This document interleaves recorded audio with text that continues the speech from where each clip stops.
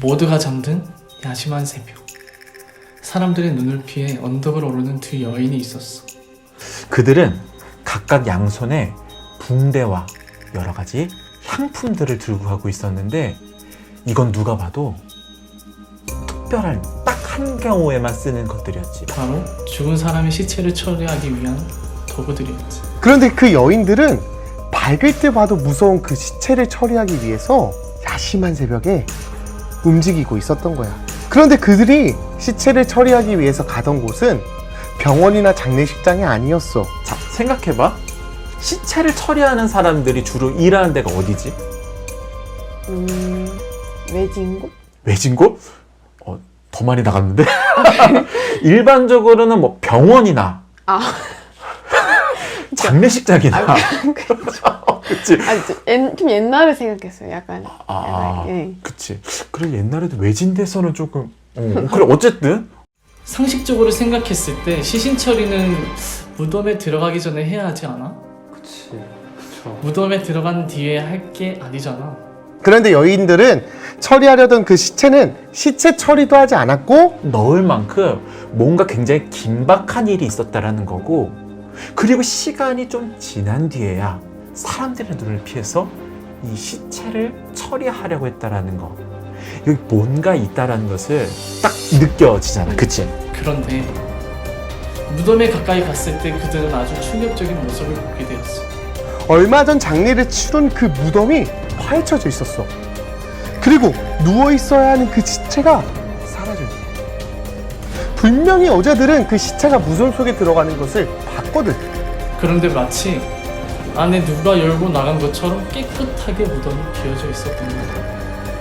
그래서 당황한 여자들은 곧바로 주변에 묘지 관리인이나 경비원을 찾았지만 너무 이른 시간이라 그랬는지 아무도 없었어.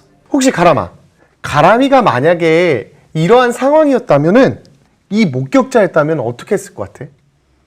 바로 알려줬을 것 같아요. 누구한테? 그 여인들한테. 여인들에게 딱 봤어. 그러니까 가람이가 무덤을 딱 갔던데 시체가 없어진 거야. 무덤은 파헤쳐 있었고. 그럼 이거를 누구한테 얘기했을까?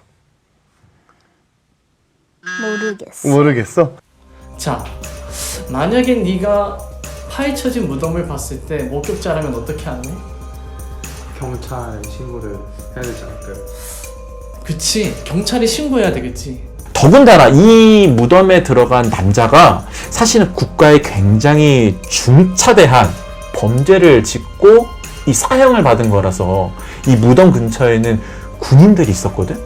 현역 군인들이 그 주변을 경비를 하고 있었는데, 그날따라 그 경비를 서고 있어야 할 군인들이 안 보이는 거야. 명령을 목숨같이 여기는 군인들이 근무지를 이탈한 거지. 도대체 무슨 일이 있었길래 시체는 사라지고 그 자리를 지키고 있어야 할 군인들은 사라진 걸까? 이거를 살펴보기 위해서는 이 남자가 왜 사형을 당했는지를 한번 살펴봐야 되겠어. 그래야겠지? 혹시 가람아, 유엔이라고 들어봤니? 유엔? 아니요. 유엔은 전쟁의 방지와 평화 유지를 위해서 만들어진 국제 기구야. 현재 지금 유엔에 가입된 나라가 몇 나라 정도 되는지 알아? 그냥 찍어도 돼. 어차피 틀릴 거니까. 120? 네, 자, 193개국이라고 하는데 193개국에 지금까지 약 140개 국가가 사형이라고 하는 제도가 폐지됐든지 아니면 사실상 폐지가 됐대. 우리나라도 1997년 12월 마지막에 사형이 집행되었다고 해. 그리고 24년간 사형이 집행된 적이 없었어. 그만큼 사형은 정말 엄청 큰 범죄가 아니고서는 내릴 수 없는 판결이고, 또 사형을 받아도 나중에 무기징역이나 장기징역 같은 것으로 낮춰주거든. 이 시체의 그 남자는 재판부에게 사형 선고를 받았고, 그날 바로 사형을 집행당했다는 거야. 도대체 이 남자는 무슨 죄를 지었길래 사형 선고를 받고 하루 만에 처형이 됐을까? 바로 그는 국가 권력을 존복시키는 국가반역죄를 지었기 때문이야. 이 남자는 원래 바닷가 동네에서 살던 아주 평범한 사람이었대. 그래서 증언들을 이렇게 좀 찾아보니까 이 남자는 그냥 되게 평범한 사람이었고, 성격도 어찌나 좋던지 동네에서 뭘 고치거나 만들 것이 있으면 대신 가서 해줬다고 해. 그래서 동네 사람들은 그 남자를 가리켜 착한 청년이다 라고 기억하고 있었대. 그런데 남자가 30살이 된 어느 날 갑자기 이 남자가 사방을 다니며 사람들을 모으기 시작했어. 처음에 자기가 살던 동네 근처에 있던 사람들을 불러모았지만 나중에는 꽤 먼데 있는 곳을 다니며 사람들을 모으기 시작했지. 그래서 이제 그 사람을 쫓아다니는 이 그룹을 만드는데 물론 이제 이 사람을 좋게 보고 따라오려고 하는 사람들도 많이 있었대. 그런데 다 데리고 다니는 게 아니라 정말 극소수의 몇 사람만 딱 데리고 이제 움직이다가 한 1년 반쯤 되었을 때 이 사람들을 모집해가지고 막 주변 동네를 돌아다니기 시작한 거야. 그리고 주변을 돌아다니면서 강연을 했는데 대박이 난 거야. 이 남자가 왔다는 소문만 들어도 수만 명의 사람들이 모여들었다는 거야. 그만큼 인기가 좋아졌다는 거지. 그런데 이 남자애는 강연에 참석한 사람들의 반응은 완전 극과 극이었다고 해. 어떤 사람들은 이 사람이 좋은 사람이다라고 했고, 절반 정도는 야, 이 사람 사기꾼이야. 사람들 막 이렇게 꿰려고 하는 나쁜 사람이야. 뭐 이렇게 이야기를 했대. 근데 어쨌든 악플도 관심이다. 그쵸, 관심이죠. 악플도 관심이다. 그런 말처럼 어쨌든 이 나라 전체에 막 이 남자에 대한 소문이 엄청나게 이제 많이 되게 된 거지. 근데 그러다가 그렇게 30살이 되고 활동을 시작한 지 3년쯤이 됐을 때 이 남자가 자기를 따르는 몇 명의 사람들을 데리고 어디론가 이동하기 시작했어. 자, 이 남자는 어디를 향해 가는 걸까? 약간 자기가 평생에 가고 싶었던, 꼭 죽기 전에 가고 싶었던. 죽기 전에 가고 싶었던 곳. 혜원이는 어디 가고 싶은데? 저요? 저는 아이슬란드요. 아이슬란드? 아이슬란드 왜? 오로라 보고 싶어요. 아우로라 보고 싶어서. 그런데 이 남자는 자기를 따르는 사람들을 데리고 어디를 가기 시작했느냐? 바로 나라의 정치와 경제와 권력이 중심되는 곳. 수도. 맞아. 우리로 따지면 서울로 이제 향하기 시작한 거지. 그 모습을 보면 사람들은 마침내 반란이 시작되었다고 생각했고, 벌써부터 신정부의 요직에 앉기 위한 눈치 싸움이 벌어지기도 했어.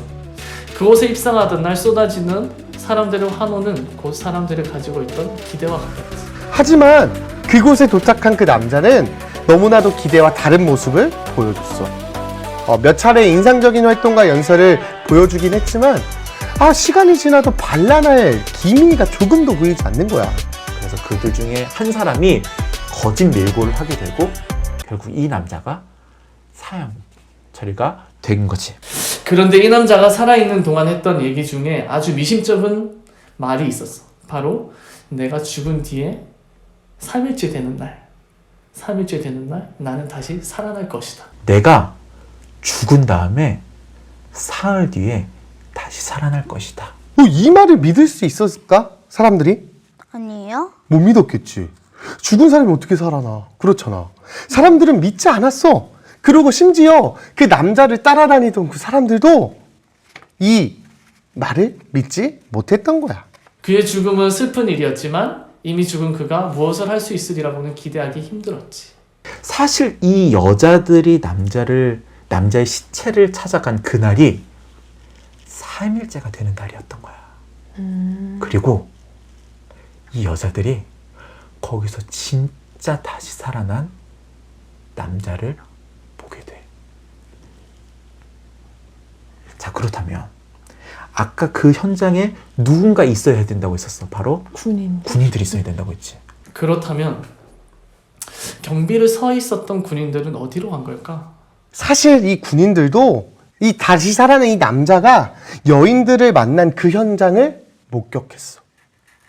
그래서 그들은 자기들이 본 것들을 가지고 상관에게 가서 보고를 했어. 그러나 그 남자를 거짓말로 죽음에 이르게 한 그들은 여론을 조작해 부활 소식이 대중에 공개되지 않도록 만들었거든.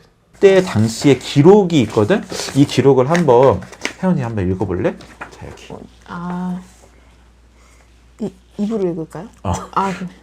여자들이 갈 때 경비병 중 몇이 성에 들어가 모든 된 일을 대제사장들에게 알리니 그들이 장로들과 함께 모여 의논하고 군인들에게 돈을 많이 주며 이르되 너희는 말하기를 그의 제자들이 밤에 와서 우리가 잘 때에 그를 도둑질하여 갔다 하라. 만일 이 말이 총독에게 들리면 우리가 권하여 너희로 근심하지 않게 하리라 하니 군인들이 돈을 받고 가르친 대로 하였으니 이 말이 오늘날까지 유대인 가운데 두루 퍼지니라. 남자가 다시 살아난 지 벌써 2000년이라고 하는 시간이 흘렀어. 아까 기록처럼 아직도 어떤 사람들은 그 남자의 제자들이 그 시체를 훔쳐갔다고 믿고 있고, 아예 어떤 사람들은 이 사건 자체가 허구라고 생각하고 있어. 그런데 확실한 것은 똑같이 그의 부활을 믿지 않았던 제자들, 그를 따르던 사람들이 이 부활을 목격하고 난 뒤로는 완전히 다른 사람이 되어서 이 사실을 전파하기 시작했다는 거야. 너 이 이야기 하면 너 죽어? 막 위협하고 실제로 죽이기도 하는데 계속해서 이 이야기를 전하는 거야. 마치 이 사람들이 그 남자의 제자였던 것처럼 이 제자들도 자신의 또 다른 제자에게, 또 그 제자는 또 다른 제자들에게 계속해서 이 이야기를 해왔어. 그 시간이 무려 2000년이나 되었다라는 거지. 야, 한번 생각해봐. 세상에 거짓말을 위해서 목숨을 거는 사람이 어디 있고, 또 어떤 거짓말이 2000년 동안이나 이어질 수 있겠느냐라는 거지. 근데 마지막으로 우리가 기억해야 할 사실이 하나 더 있어. 그것은 바로 남자가 자기의 부활만 이야기한 것이 아니라는 거야. 그는 나사로라고 하는 죽은 지 4일 된 남자를 다시 살린 일이 있었는데 그때 그의 여동생에게 이렇게 말했어. 예수께서 이르시되 나는 부활이요 생명이니 나를 믿는 자는 죽어도 살겠고 무릇 살아서 나를 믿는 자는 영원히 죽지 아니하리니 이것을 내가 믿느냐. 그의 부활이 사실이라면 오늘 그를 믿는 사람들을, 그들의 부활 역시 확실한 사실이 되겠지. 오늘 이 이야기를 나눈 나와 내가 이 사실을 꼭 믿을 수 있었으면 좋겠어.